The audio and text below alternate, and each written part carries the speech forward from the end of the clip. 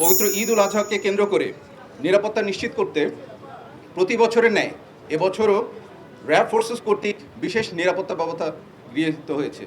এর পাশাপাশি পবিত্র ঈদ উল আজহা উপলক্ষে ঘরমুখী মানুষের নিরাপদে বাড়ি ফেরা নিশ্চিত করতে সকল bus terminal, rail station, launch terminal, ফেরিঘাটে অতিরিক্ত ভাড়া আদায়কে কেন্দ্র করে যেই পরিস্থিতি সৃষ্টি হচ্ছে সেগুলোকে নিয়ন্ত্রণ করার চেষ্টা করা হচ্ছে।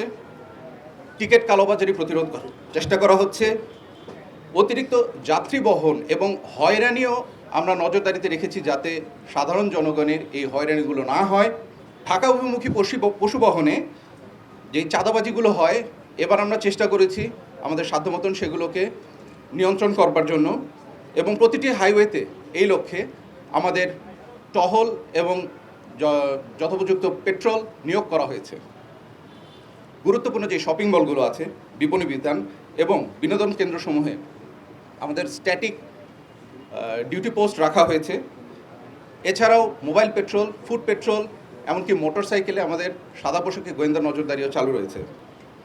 রাজধানী ঢাকাসহ সারা দেশে ঈদের ছুটিতে যাওয়া মানুষের বাসস্থান, কর্মস্থল, শপিং মল সহ অন্যান্য সবগুলো স্থানে চুরি ও ডাকাতি প্রতিরোধে র্যাবের নজরদারি ও টহল বৃদ্ধি করা হয়েছে।